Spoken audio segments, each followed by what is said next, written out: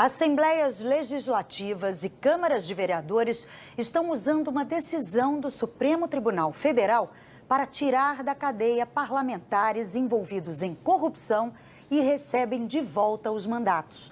Juristas consideram que está havendo abuso. Assembleias estaduais e câmaras municipais agiram rápido, tudo com base em decisão do Supremo Tribunal Federal, que diz que medidas cautelares contra parlamentares podem ser derrubadas pelo Legislativo. Como mostra a reportagem publicada nesta sexta-feira pelo jornal O Globo, deputados estaduais e vereadores têm se beneficiado pela medida. A Associação dos Magistrados Brasileiros diz que vai recorrer ao Supremo para reverter as decisões. A AMB considera que a ação das assembleias e câmaras coloca em xeque a atuação da Justiça. O Supremo tem que resguardar a autoridade do Poder Judiciário, sob pena de nós estarmos brincando de democracia. A votação no Supremo aconteceu no dia 11 de outubro. O Supremo decidiu que o Senado teria a palavra final sobre punições cautelares impostas ao senador tucano Aécio Neves por turma do próprio Supremo. Resultado, o Senado rejeitou as punições e Aécio voltou a exercer livremente seu mandato. Aqui em Mato Grosso, o efeito da decisão do STF foi botar em liberdade o deputado estadual Gilmar Fabris, do PSD, acusado de envolvimento no esquema de corrupção. A decisão da Assembleia Legislativa foi enviada diretamente ao sistema prisional, sequer passou pelo Judiciário e não teve questionamento por parte da Secretaria Estadual de Justiça e Direitos Humanos. Este alvará foi encaminhado diretamente ao Centro de Custódia da capital no dia 25 de outubro e o deputado foi solto. Ele estava preso havia cerca de 40 dias. Depois eu vou falar lá na Assembleia, então para não ficar uma coisa, tá? Eu falo lá. O deputado Gilmar Fabris foi citado na delação do ex-governador Silval Barbosa, do PMDB, que gravou deputados pegando dinheiro do mensalinho estadual. Fabris aparece em um vídeo questionando o então chefe de gabinete de Silval, Silvio César Corrêa Araújo, quanto ao valor que seria pago naquele mês. Chegou um pedaço aí. Pedaço? Por quê? Só um pedaço? Um pedacinho. Mas está doido? Verdade. Por quê? Não estou levando inteiro. Não é nada. Estão levando quanto? Só. A prisão do deputado tinha sido determinada pelo ministro do Supremo, Luiz Fux, porque Fabris saiu de casa de madrugada carregando uma maleta no dia em que a Polícia Federal cumpriria mandado de busca e apreensão, o que constitui obstrução de justiça. O deputado realmente foi preso só por ele ter saído mais cedo, não teve nada mais além disso. No Rio Grande do Norte, outras duas decisões baseadas no entendimento do Supremo. O deputado estadual Ricardo Mota foi afastado por 6 meses pelo Tribunal de Justiça, suspeito de participar de desvio de recursos do Instituto de Desenvolvimento Sustentável do Estado, o IDEMA. Foi liberado para voltar ao mandato pelos deputados estaduais. Só não reassumiu ainda porque a Procuradora-Geral da República, Raquel Dodge, pediu ao Supremo que o mantenha afastado. Ela alega que a Assembleia revogou o afastamento com o caso ainda tramitando no STF. Na ação ordinária encaminhada ao Supremo, a Procuradora-Geral diz que foi aberto um perigoso precedente de absoluto desrespeito à decisão judicial. Já a Câmara Municipal de Natal aprovou no final do mês passado o retorno do vereador Ranieri Barbosa, do PDT, que está afastado desde julho, após a deflagração da Operação Cidade Luz, que investiga superfaturamento e pagamento de propina nos contratos da iluminação pública da cidade. Mas o procurador do Legislativo Municipal acha que ele não pode ser beneficiado pela decisão do Supremo. Não há imunidade para o parlamentar municipal. A regra constitucional é clara para congressista. Não cabe outra interpretação que não seja literal em relação a senadores e deputados federais. Este jurista critica o uso da decisão do Supremo por estados e municípios. Os estados e os municípios, eles deveriam aguardar a publicação do acórdão para ver como detalhadamente foi estipulado pelo Supremo Tribunal Federal. No entanto, eles estão agindo dentro desta janela de oportunidade, vamos dizer assim, que foi aberta por esse mau precedente do Supremo. Isto, sem dúvida nenhuma, enfraquece a aplicação da lei no Brasil, né? Ampliam-se as esferas de exceção e parece que houve uma expansão dos privilégios parlamentares. Isto é ruim para a democracia e isto é ruim para o devido processo legal. A defesa do deputado estadual Ricardo Mota, do Rio Grande do Norte, disse que recebeu com naturalidade o pedido da Procuradora-Geral da República e que é regra nos dias atuais requerimentos feitos pelo Ministério Público que desprezam princípios constitucionais como o da presunção da inocência e a separação dos poderes.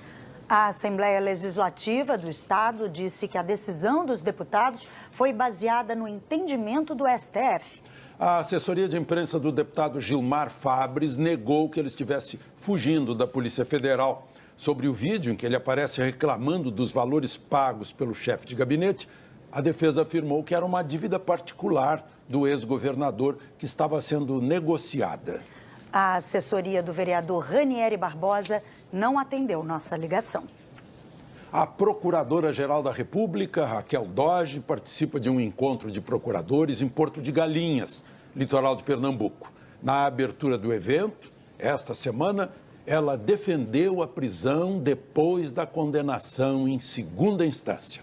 Em fevereiro do ano passado, o Supremo Tribunal Federal decidiu, por 6 votos a 5, que é possível a prisão depois que a sentença for confirmada na segunda instância. Recentemente, o ministro Gilmar Mendes, que na época votou a favor, disse que pode rever o voto, o que derrubaria a decisão. Nossa agenda mais recente deve incluir a luta pelo fim da impunidade no Brasil. Para isto, é necessário, e o farei, defender no Supremo Tribunal Federal o início da execução da pena quando esgotado o duplo grau de jurisdição, com a condenação do réu pelo Tribunal Intermediário. O sistema de precedentes vinculantes adotado no Brasil exige que a decisão do Pleno do Supremo, que já afirmou a constitucionalidade da prisão após a segunda instância, seja respeitada, sob pena de reversão da credibilidade nas instituições como capazes de fazer a entrega da prestação jurisdicional de modo seguro, coerente e célere. O ministro do Supremo, Luiz Roberto Barroso, participou do mesmo evento e também defendeu a prisão depois da condenação em segunda instância. Ele é contra o argumento de que os pobres são os mais penalizados com essa decisão por não terem condições de pagar por uma boa defesa. O que a possibilidade de execução da pena depois do segundo grau passou a permitir é a prisão por corrupção ativa, corrupção passiva, lavagem de dinheiro, fraude em licitações. Pobres não cometem esses crimes. Esses são crimes de ricos. Portanto, o argumento de que a mudança é por uma preocupação com os pobres não corresponde aos fatos. Eu acho que, havendo a condenação em segundo grau, tem-se que executar a pena. Porque se der isso como mera faculdade, nós vamos cair na seletividade do sistema penal de novo. Alguns vão cumprir presos e outros vão ficar esperando o recurso extraordinário. Tem que ser uma regra geral. A Polícia Federal indiciou a ex-deputada Aline Correia, do Partido Progressista de São Paulo, por corrupção e lavagem de dinheiro. O indiciamento teve como base relatos de delatores da Lava Jato, além de planilhas, anotações, e-mails e quebras de sigilo bancário. A polícia afirma que a então deputada federal Aline Correia recebeu dinheiro que teve origem nas fraudes em licitações da Petrobras. Os investigadores dizem que Aline Correia esteve 21 vezes em escritórios do doleiro Alberto Youssef. O próprio doleiro afirmou em delação premiada que a então deputada recebia repasses mensais de R$30 mil do caixa de propinas do PP.